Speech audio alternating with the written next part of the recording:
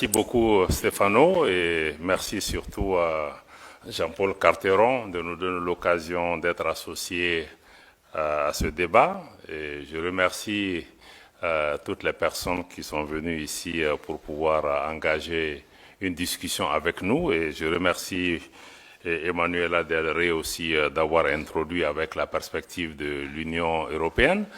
Je pense que ce qui est important pour nous, États du Sahel, avec mon collègue de l'Alliance des États du Sahel, avec mon collègue du Burkina et puis l'ambassadeur du Niger, c'est de pouvoir donner quelques clés de compréhension de ce qui se passe dans cet espace qui lui-même aujourd'hui fait l'objet d'une telle désinformation que les gens n'ont vraiment pas le temps d'essayer de comprendre ce qui est en train de se passer. On est pour, on est contre, on se prononce, on se positionne, mais je pense qu'il faut avoir les clés de lecture qui me semblent être importantes. D'abord, le premier élément, c'est d'abord sur le Sahel, parce que je vois que le titre, c'est les États du Sahel. Il faut comprendre que les États du Sahel ne sont pas que les 3 États du Sahel, ou même ceux qui étaient appelés avant le G5 Sahel, mais que le Sahel comprend du Sénégal jusqu'à la Somalie, et le Maroc, la Libye, d'autres pays font tous partie de ce Sahel où il y a un continuum humain, géographique, géopolitique, etc. Donc il faut comprendre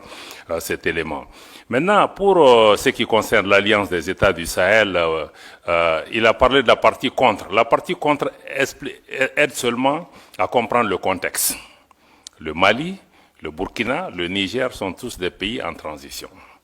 C'est des pays qui ont eu aussi un différend très profond avec le reste des pays de la CEDEAO pour comprendre le sens de ce qui est en train de se passer dans nos États, qui est une crise très profonde qui dépasse juste le label de coup d'État, parce que si on prend le Mali, le Burkina, aujourd'hui, ce sont des pays qui avaient perdu entre 40 et 60% de leur territoire dû à l'insécurité, au terrorisme, à l'intervention de l'OTAN en Libye qui a déstructuré et déstabilisé toute la région.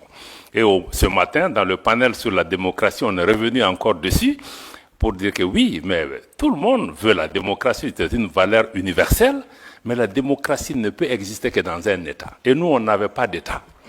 On est en train de construire des États. Et nos interlocuteurs sont en train de préparer des élections. Donc on ne peut pas se comprendre. Donc je pense que ça nous a amené dans un différend extrêmement profond avec le reste de la région. Et des sanctions ont été imposées à nos pays. Ce qui me semble aussi normal, il ne faut pas qu'on pense que ce n'est pas normal. La CEDEAO a ses règles, nous en étions membres, nous avons accepté ces règles, mais la plupart de ces règles, c'est la suspension de nos organisations quand il y a des changements dits anticonstitutionnels. Mais il y a eu des sanctions économiques et financières qui ont été imposées à ces pays sans aucune base légale. Il n'y a aucun traité, aucun texte de la CEDEAO qui est prévu qu'on puisse fermer les frontières. Jusqu'à demain. J'espère que des juristes pourront nous donner la réponse. On a utilisé l'Union économique et monétaire pour fermer nos banques centrales, pour fermer nos comptes bancaires des États, pour affamer les populations. Dans le cas du Niger, même les médicaments n'étaient pas autorisés. Pourtant, l'article 4 du statut de la Banque centrale indique que la banque ne peut recevoir d'injonction d'aucun autre organe, fût-il l'organe des chefs d'État. Mais ça a été fait.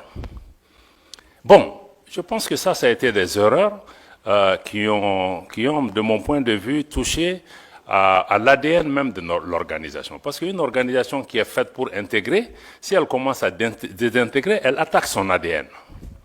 Et ça crée un fossé entre nous. On a essayé d'expliquer à nos amis de la CEDEAO, la suspension ne veut pas dire ostracisme et exclusion. Je suis heureux que ma sœur Barbosa est ici. Elle était ministre des Affaires étrangères de la Guinée-Bissau. La dernière discussion qu'on a eue avec la CEDEAO, c'était justement à Addis Abeba, si je ne me trompe pas, en janvier ou février 2023. On a eu un échange avec elle. Elle était présidente du Conseil des ministres de la CEDEAO. On dit, si vous ne faites pas attention avec la politique des sanctions, on va aller vers une cassure. Parce que même si on est suspendu, il y a un minimum d'engagement. On dit, il faut que l'engagement reste sur 3 questions. 1. Si vous discutez des questions qui touchent à nos pays, appelez-nous au moins pour 15 minutes. Écoutez-nous, on quitte la salle. 2. Si vous discutez des questions de sécurité, ça ne peut pas se faire sans le Mali, sans le Burkina. À l'époque, on était trois, ministre des Affaires étrangères, le Burkina, le Mali et la Guinée à l'époque. Et le troisième élément, on a dit, s'il y a des questions humanitaires, ça ne peut pas se faire sans nous. Et on nous a dit, mais pourquoi on a demandé ça? On a même accru les sanctions, on a ajouté les ministres des Affaires étrangères et même les chefs d'État. Ça nous a mené à la cassure. Et à partir de ce moment, nous, on a dit, bon, puisque nos chefs d'État sont sanctionnés, les ministres des Affaires étrangères sont sanctionnés, vous avez fermé la porte du dialogue. Donc, vous n'allez plus pouvoir aussi venir dans nos pays, sinon on ne peut pas aller chez vous. Je pense que ce sont ces erreurs accumulées qui nous ont amenés jusqu'à ce que, maintenant, il y a eu le coup d'État au Niger, et la CEDEAO a décidé de faire une intervention militaire. Vous savez que quand on est dans une union, ça veut dire qu'il y a même un pacte de non-agression. On ne peut pas se lever, bon, c'est vrai, même si un chef d'État est renversé, se lever un matin pour dire qu'on va attaquer un pays, pour la CEDEAO qui, depuis 20 ans, a une force en attente qui est toujours en attente. Ça veut dire qu'en réalité, ce sont des acteurs extérieurs à la région qui dictent leur volonté à la CEDEAO. Je suis désolé de dire, même l'Union européenne a soutenu cette décision de la CEDEAO d'attaquer un pays souverain qui lutte depuis 10 ans contre le terrorisme. Ses frontières sont fermées. Quand vous attaquez le Niger, mais vous attaquez une armée, mais vous libérez les terroristes. Ils vont aller où? Au Mali, au Burkina, partout. Donc, à partir de ce moment, on s'est dit que cette organisation commence à être dangereuse pour nous. Non seulement on punit nos populations, mais le fait d'être membre peut même t'amener à ce qu'on attaque le pays. Donc c'est là que le Mali et le Burkina ont décidé que si la CEDEAO attaque le Niger, mais nous qui considérons que nous on est entré en guerre contre l'organisation. Et c'est à partir de cet instant que nous avons mis une alliance militaire défensive en place pour dire que bon, nous nous mettons ensemble pour faire face à une menace existentielle, mais en mettant en place une approche géopolitique de la question. Nous nous réunissons pour nous défendre d'abord. Mais en faisant ça aussi, on s'est dit, bon, c'est pas seulement une alliance, et je pense que c'est notre réponse qui a d'ailleurs dissuadé. En définitive, les gens ont commencé à comprendre que, bon, Niamey, ça ne sera pas une promenade de santé. On va faire face à 3 armées qui sont en guerre depuis 10 ans. Bon, donc, je pense que ça nous a amené à ça, et on s'est dit, bon, on va aller au-delà de l'alliance militaire pour créer, le 16 septembre 2023, donc on a créé l'alliance des États du Sahel sur la base de la charte du Liptako-Gourma. Mais on est en train de travailler maintenant pour aller beaucoup plus loin que ça. Pourquoi on veut aller beaucoup plus loin que ça? Ça, c'est la partie, on était dans la partie contre, comme tu as dit, c'est créer contre, mais ça, c'est juste expliquer le contexte. Mais en réalité, la partie pour, c'est que la région qu'on appelle le Liptako-Gourma, qui réunit les 3 États, que certains ont appelé la zone des 3 frontières, abusivement, mais cette zone est une zone géoculturelle et géographique qui existait depuis des décennies. D'ailleurs, il y a une organisation, l'autorité du Liptako-Gourma, ces 3 pays partagent les mêmes réalités climatiques, géographiques, culturelles et même sécuritaires. Donc on a décidé de mettre en place une communauté qui puisse nous aider, à assurer la sécurité, à lutter contre le terrorisme, parce qu'on lutte contre le terrorisme dans cet espace depuis longtemps, mais on ne pouvait pas le faire ensemble. Maintenant, on va le faire ensemble. Et contre tous les autres facteurs d'insécurité, le deuxième pilier, c'est de travailler à mettre en place une intégration économique poussée, parce qu'il y avait déjà un espace économique et géoculturel qui était là pour pouvoir travailler, pour renforcer la libre circulation dans nos pays, avoir des projets intégrateurs dans le domaine de l'énergie, dans le domaine des transports, dans le domaine des infrastructures. Bon, parce que nos pays sont physiquement aussi liés par beaucoup de réalités qu'on peut, et ces pays regorgent aussi des ressources minières, minéralogiques, de toutes sortes. Ne serait-ce que si on prend les ressources souterraines de cette région, c'est énorme. Personne ne voit le Sahel en tant que source d'approvisionnement de l'Afrique et du monde en ressources en eau. Parce qu'on voit que l'aspect désertique. Donc, je pense que ça, il y a l'aspect intégration économique sur lequel nos ministres des Finances et les ministres en charge du développement ont travaillé pour pouvoir vraiment nous rapprocher davantage. Et le troisième, c'est vraiment travailler ensemble pour que nos pays parlent d'une seule voix, avoir une action diplomatique coordonnée. Donc, si on dit donc cet espace économique-là sur lequel on est en train de travailler, je pense que c'est extrêmement important de regarder nos ministres en charge des affaires étrangères ont recommandé au chef d'État d'aller même vers une confédération. C'est-à-dire que une confédération en prélude à une fédération des 3 États, qui se fera par étapes. Pourquoi nous proposons ça? Parce que nous, nos pays, je dois le répéter, la première réponse était peut-être raconte quelque chose, mais quand on a commencé à exister, beaucoup ont dit, même la CEDEAO, les premières réactions, quand on a signé la charte du Liptako Gourma, c'est que ces pays veulent casser la région. Ils veulent diviser, ils veulent attaquer l'intégration africaine.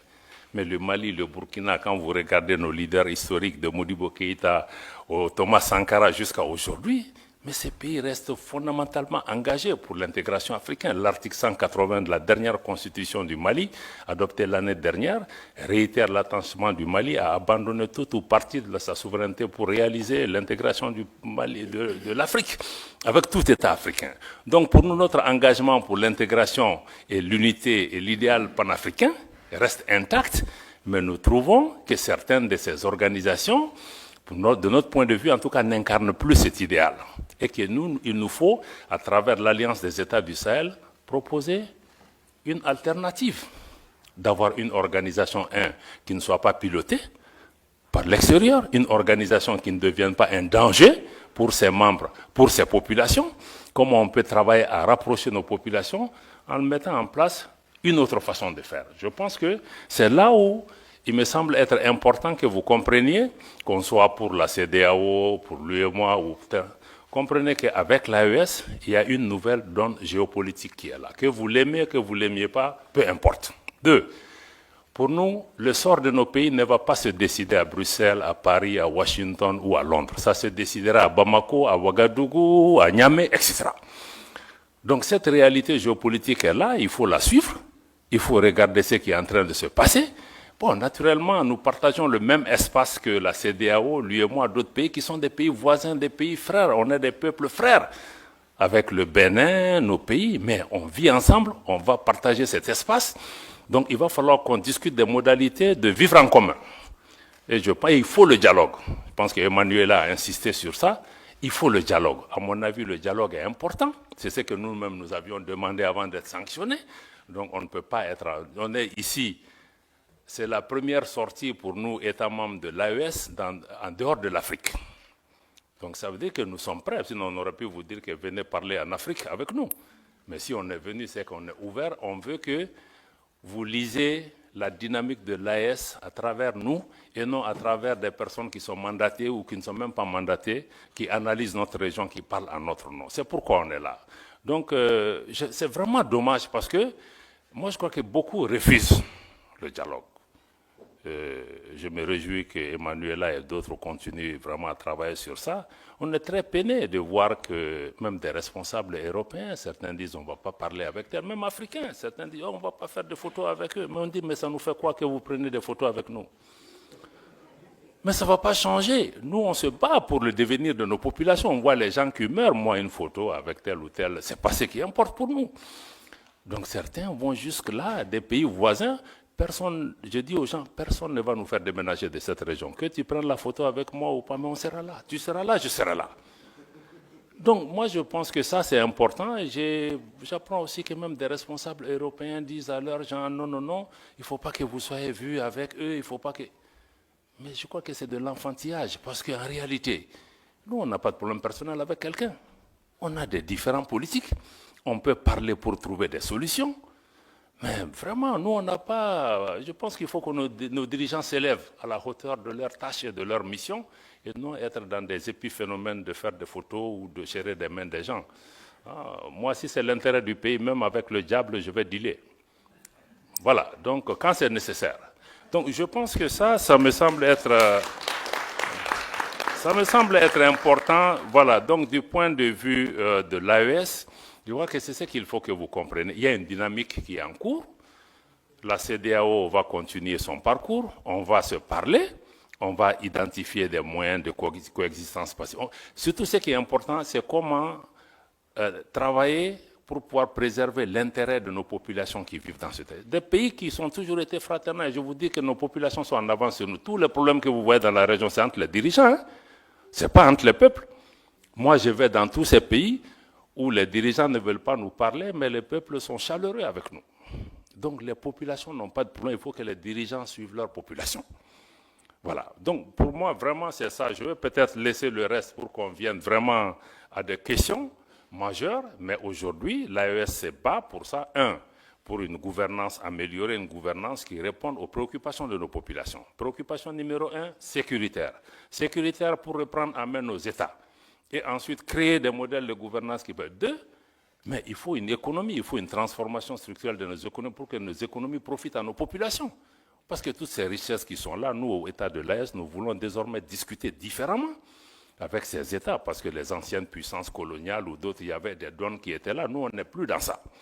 On veut rabattre les cartes pour regarder.